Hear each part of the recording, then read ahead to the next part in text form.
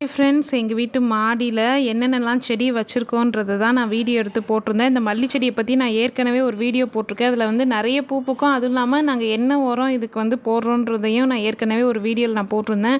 இன்றைக்கும் அதே மாதிரி தான் நிறைய பூ பூத்துருந்தது.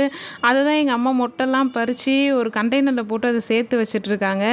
இது ரொம்பவே வாசமாக இருக்கும். அந்த பூ வந்து பாருங்கள், இது விரிஞ்சதுன்னா அது வந்து அடுக்கு மல்லி மாதிரி, அது வந்து ரொம்ப வாசமாக இருக்கும். என் பையன் செடிக்கெல்லாம் தண்ணி ஊற்றிட்டுருக்கான். அவன் செடிக்கு ஊற்றுறானோ இல்லையோ கீழே தான் ஊற்றிட்டுருப்பேன் பாருங்கள். பாதி தண்ணி கீழே தான் போயிட்டுருக்கோம். இது மல்லி செடி நிறைய பூ எப்போவுமே ரெகுலராக பூக்கிறது. அது மல்லி சீசன் போல். அந்த கிளையெல்லாம் வந்து உடச்சி விட்டுட்டு இருந்தாங்க. இந்த செடி வச்சதும் எங்கள் அம்மா தான். அவங்க வந்து அதை நல்லா பராமரிக்கிறதும் அவங்க தான். இந்த மாதிரி கிளைய உடச்சி விட்டால் நல்லா வந்து மல்லி செடி நல்லா வளரும். அதுவும் இல்லாமல் பூவும் நிறைய கிடைக்கும்னு சொல்லிட்டு அவங்க தான் சொல்லிகிட்ருப்பாங்க.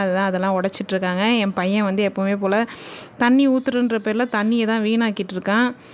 பாருங்கள், அந்த கிளையெல்லாம் உடச்சிட்ருக்காங்க.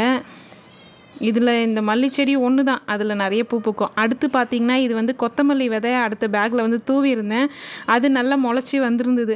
இந்த அடிக்கிற வெயிலுக்கே இது நல்லா முளைச்சி வந்துருக்குதுன்னா அதுக்கு தண்ணி ஏன்னா ரெகுலராக ஊற்றுறது தான். அடுத்தது இதுவும் ஒரு செடி தான். இதில் 2-3 நாளில் ஒரே செடி தான் இது. இதுலேயும் நிறைய மிளகா வந்து காய்ச்சிருந்தது. அது பறிக்க முடியாமல் சிலதெல்லாம் நல்லா காஞ்சி போய் நல்லா பழுத்து போய் காஞ்சிடுச்சு. அந்தளவுக்கு நிறைய மிளகா இதில் கிடச்சிருந்தது. ரொம்ப காரமாகவும் இருக்கும். நான் இதில் எடுத்து சமைச்சிருக்கேன். ரொம்ப காரமான மிளகா அது. இங்கே பாருங்கள், இது ஒரு செடியில்.